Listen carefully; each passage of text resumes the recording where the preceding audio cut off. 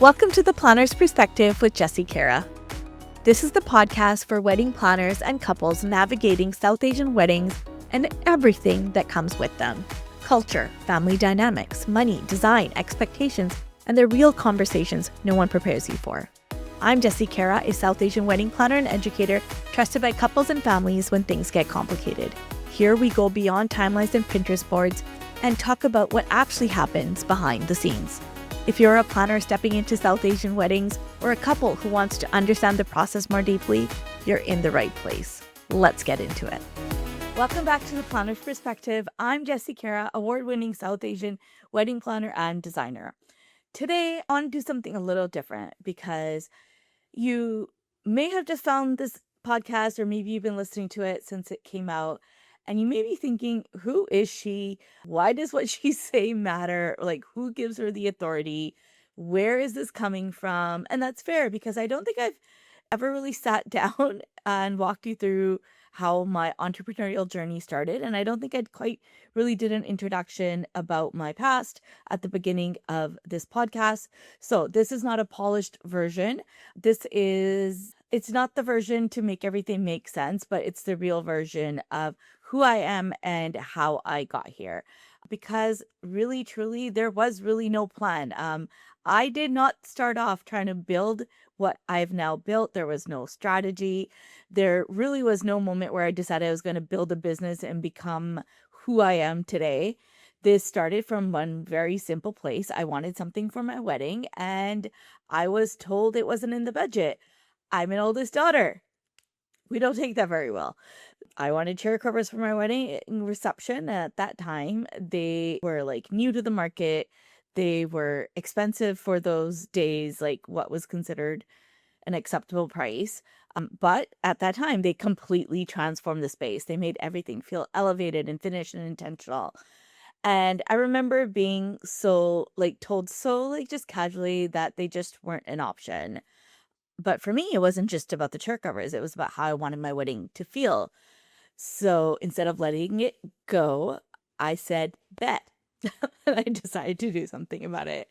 So I had them made in India, thanks to my parents. And in my head, I thought, okay, I'm going to start a rental company. I'll rent them out. I'll make my money back. And that'll be it. And that was the extent of the plan. The company was called Elite Chair Covers. And if I'm being honest, I don't think I was building anything long term. I just knew I was told no and I wanted them and I was going to do something to make it happen. I was literally solving a one-time problem.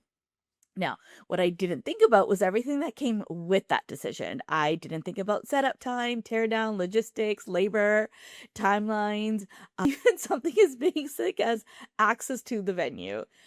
And I learned that the hard way at my very own wedding. The day before my reception, my wedding reception actually was on the same day as was trending back then. But my cousins and I were at the venue setting everything up ourselves. So yeah, this was the Friday. I was getting married on the Saturday. Looking back now, I'm actually lucky the venue was available the day before because I hadn't even thought to ask that question in advance. I just assumed it would all work out. Setup ended up taking much longer than I expected. It was our first time doing a setup for 400 people. I had taken on a lot of the details myself as well. We gotten the backdrop done, but yeah, I took a lot of it on because I was working with that budget. So anything that was not in that budget, I was like, okay, I'm just going to do this. I did a lot of DIY now that I think of it. I even had made these scented champagne flute candles where I had hand placed individual hearts on them. Anyways, what I thought would be a few hours turned into the entire day. I did not leave the banquet hall until at least 5:30 or 6, and I live 45 minutes away. Okay. So just getting it all done, I was beyond exhausted. And so we set up, had over a 45-minute commute back home. I was luckily going against rush hour traffic. And I remember rushing home and I was already late. I was late from my very own manya. Guests had started to arrive. The caterer had dropped off the food. Photo video team was already set up, ready to go. And I remember I was just so overwhelmed and I was feeling guilty that all these people were waiting for me. I was feeling guilty that the photo video team was there already. And, they had this strict, like, this is how much time you're going to get. Anything over and above that is going to be extra. And I did not want my dad to have to pay more just because of these stupid chair covers. And I was just like very overwhelmed and like just feeling behind. And I tried to push through it, but it got to be a lot, and I cry when things are a lot. So I went into my room and I started crying. Like, I need to release these moments. And it wasn't one of those like quiet, composed cries. Like, I was exhausted, physically, emotionally, like drained, and it all just hit me at once. And I just had spent the entire day setting up for my own reception. And now I was immediately like expected to shift into being present, being the bride, being on while people were waiting for me. And I just went into my room and I started crying. And my mom came and checked on me, and she just kind of looked at me, walked away. And I guess she must have told my dad, or my dad came separately. And my dad comes into the room and he's just like looking at me at first. And I was like, okay, I'm coming, I'm coming. And he, all of a sudden, he goes to me, he's like, you don't have to do this. I'm like, what are you talking about? And he's like, you don't have to get married. Like, it's not too late. If you don't want to get married, I'll just call the caterer, I'll call the guardian, I'll call like the other party, and I'll like just call it off. And I remember looking at him and just saying, no, I'm like, no, I'm dad. I'm just really tired. I'm exhausted. Just give me a minute. Like, let me clean my face. Luckily, it was the mic. Like, okay, I didn't even have hair and makeup done for my manya, which back then wasn't really the trend. Like, no one really did. It was your manya. But, and I was like, just give me a moment. Let me wash my face. I'll come outside and I'll be on. And looking back now, as I'm telling this story, I realize what a gift that was to have a dad in the early 2000s say to you and give you that space to walk away. Like, anyone who is like my age or comes from a family where you just really follow tradition and you do these things, that's a lot. Like, that was such a gift for him to give me that space and permission to walk away when I was already a couple years too late. Like, I was, past my prime to get married. But yeah, I didn't need it. And I guess in that moment I didn't process it, and really just thinking back now, I'm processing it. But yeah, so I wiped my tears and I got ready and I went back out. And that really sums up where I was at that stage in mind. Just keep going, push through, figure it out. I think that was most of my life, actually. So even after the reception, I didn't fully think things through. I just assumed I would go back the next day and take everything down. I didn't confirm anything with the venue. I didn't ask about timelines or strike or expectations. I just thought, I'll deal with it tomorrow. And I am going to say this so nobody like truly judges me. You can judge me a little bit, but don't judge me too hard. I was 23, okay? So my frontal lobe was not fully developed. I was 23 doing all this. So the night of our reception, we had our big, grand entrance with the arch, and we were put into our limo and off we went. So yeah, it didn't even cross my mind that I had chair covers there until the next morning waking up. And I remember immediately thinking, the chair covers. So I start calling on my cousins, waking them up. Like, we got to go, trying to coordinate how we're going to get back to the hall. Like, I'm in downtown Vancouver. The venue is now over an hour away. And I'm like trying to figure this out because we got to go take these chair covers. So I called the venue. And when I called the hall, they're like, they're already gone. I'm like, what do you mean they're gone? And he's like, yeah, we had your family take them down. But yeah, so apparently the venue owner told whoever was left from my husband's side of the family that everything needed to be cleared out. So they took all the chair covers and bagged them into these like bright orange garbage bag the halls provided them, loaded them up into like everyone's cars. This is 400 plus chair covers, okay? And dropped them off at my like in-laws garage that night. And that was my very first introduction to strike. I didn't even know that was a thing until that moment. And it sounds funny now, but at the time it was just another reminder of just how much I didn't know. Like, I just really did not know. They had a party there that day, and so they obviously couldn't keep the chair covers. And around the same time in my life, I was working in recreational therapy. I was working with patients between the ages of 16 and 24, and just did patient confidentiality, I won't give too many details. I know it's been 20 plus years, but I saw a lot. Like, I saw a lot. I saw the effects of drugs. I saw the effects of alcohol. I saw the effects of physical abuse. I was working with patients between the ages of 16 and 24. So they weren't too far off from my own age. Some of the younger ones were the exact same age as the cousins that I was spending so much time with and who were like literally helping me put up chair covers. And I'm an empath. And what that means is I was not leaving my work at work. Instead, what I would do is cry my entire way home. I just could not fathom that what all these patients had encountered and the life they were living, and a lot of it was stupid decisions that kids make, and the rest of it was a lot of them were no longer supported by family. And I just I feel like if I say any more, I'm sharing someone's private information, so I'm just gonna leave it at that. But I carried it with me a lot. Like, I carried it not only on my drive home, but like after I got home, and I would think about it, and then I would order things to surprise them and take things so they still felt a little normal, like the movies and the music, so they could stay on top of trends. And there were many days where I would pull into so my husband and I had lived with his parents, and then we moved out for a little bit, and then we moved back with his parents, and we moved into this apartment complex thing. And when you like pulled your car in, there was like the place where you place the code to open the underground garage. I would be so out of it emotionally that I could not even like perceive how much space I had. And I would scrape my side view mirror more times than I cared to share. Like, I would do that. I would like scrape the rim of my tire, and just their stories and their struggles and everything they were going through. It was just so heavy, and I didn't realize it at the time because I was doing what I was supposed to do. Like, you go to school, you get a job, you work your job. Like, that is what you did. And without even realizing it, I was internally looking for something lighter, something where I had more control, where I could create. And it was in those moments that I decided, like, maybe giving this chair cover business a little bit more attention is a good idea. And it wasn't because I had this big vision, it was because I needed something different.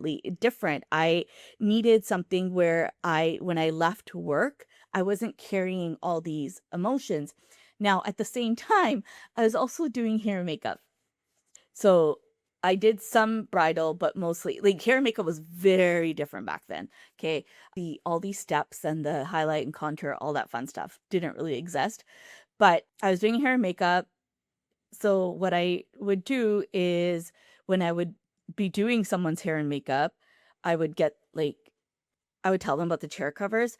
And that is how, while I still had this job, like I started cutting back the hours, but I started trying to pick up more hair and makeup work. And from that hair and makeup work, I was trying to just casually, like I would have conversations. I realize it now that I was literally like marketing, but I would just be like, hey, do you need chair covers for your event? Because I had them available, and there really wasn't any strategy behind it. It was just conversation. It was the conversations that I was having with brides or the bride's cousins or the groom's sister. And from there, things started to grow, but not in a structured way. Clients would ask if I had centerpieces, so I added centerpieces. Then they'd ask about backdrops, so I added backdrops. And at one point, I was offering hair and makeup services and using that to then pitch, and I wasn't really refining anything, and I wasn't building systems. I was just saying yes to whatever came my way and figuring it out afterwards. I also started attending conferences and investing in training because I knew I didn't know what I was doing. And that's how I ended up adding event coordination, not because I planned it, but because clients needed more. I didn't want to say no. And if I'm being very honest, I didn't think I could say no. And I remember my very first chair cover booking so clearly. I was doing the bride's makeup, I quoted her a price, and she basically haggled me down to $1.25 a chair cover by telling me that don't worry about ironing them, just put them on. Okay, $1.25 is nothing. But I just couldn't say no. So, you know, went to the venue, we put them on, and I was not happy with how they looked. I could not leave with wrinkled chair covers. So away I went. I went to Home Depot. I bought some steamers and extension cords, and I came back and we steamed every single one of those chair covers. The labor alone cost more than what I had charged for the chair covers, and I still had to like go get them cleaned. So I paid out of pocket to do this event. But that moment, like that event set a standard for me. And from that point on, steaming and ironing was not optional. It became the standard. So if anybody did ask me, hey, can you just put them on? The answer was no, because that is like, I wouldn't want somebody walking into an event seeing that and being like, who did that? Because they don't realize that the guest or the client is trying to save money. They just see that this vendor put this out. And I think if you're a bride or groom listening to this, please don't ask that. I understand you're trying to like do things that are saving money for you, but they don't always look good. And I can tell you, having wrinkled chair covers was worse than not having any chair covers. And there's a lot of things that happen. People are like, okay, well, I can only afford this, so let me just do this. And sometimes not having it is better than having a half-ass version of it. And as industry professionals, if you're listening to this, how you showcase your work matters. And at that time, I wasn't thinking of it, I don't think from a business perspective. It's just being who I am and the way I was raised and my people pleasing and perfectionist tendencies, I could just not walk out of that hall without ensuring what I left behind actually looked good. So, like, ironing and steaming became the standard, even though when I purchased those chair covers, I was told they were wrinkle resistant. They were not, but it is what it is. We ironed a lot. Like legit, there was times we would take ironing boards and irons and prep some. So as a team was putting them on, there was people ironing. And when I say we, I mean my mom and my cousins. Okay. I could not run elite chair covers, like mostly because of my mom, but my mom and my cousins, like not even close. And there were times I would take on orders that made absolutely no sense. And my mom would sit there at the sewing machine, like sewing sash after sash after sash. Like I would take an order for 700 sashes for like 2 days later. And I had to like transform my parents' basement into like my production house. Okay. So we had tables set up in there for cutting and sewing, and we'd buy the fabric. I would cut it. My mom would serge it. And I didn't say no, and she supported me, and I took on like literally whatever work came my way. And I honestly thought that's what it meant to build a business. And looking back now, yes, it was chaotic. Yes, there were things I would do very differently, but I also know that that phase taught me everything. It taught me how to problem solve, how to take ownership, how to create standards, even though I didn't fully understand what I was building yet. I didn't start with confidence. I built that through experience, through pressure, through moments where I had to figure it out because there really was no other option. At least that's what I felt like. I felt like there was no other option. And if you're listening to this and you feel like you don't have it figured out, like you're all over the place, saying yes and learning as you go, I want you to understand that you're not behind. You're in the phase most people don't talk about. The messy phase, the figuring it out phase, the phase where you just build the foundation without even realizing it. And if I could go back to that version of myself, I wouldn't tell her to stop. I would just tell her to pay attention because everything she was learning in those moments was building something much bigger than she could see at that time. And telling her to take notes of what was working and what wasn't working. And like telling her to show herself grace. But my story doesn't end there. It's actually where things start to get heavier and there's so much more. But I'll share that with you in the next episode. If today's episode helped things click, or gave you a new perspective, make sure you're subscribed so you don't miss what's coming next. This podcast exists to support planners in doing their best work and to help couples feel informed, confident, and prepared as they navigate their very own South Asian wedding.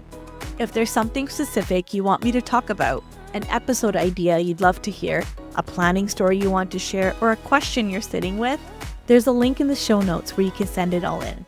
I promise I will read every submission, and many of them will shape future episodes. You can connect with me at www.jessiekara.com or on Instagram at jessiekara. If you're ready to navigate South Asian weddings with intention and confidence, I'll see you there. And if this podcast is supporting you in any way, I would truly appreciate you taking a moment to leave a 5-star review.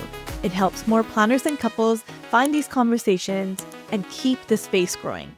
Until next time, trust your perspective and plan with clarity.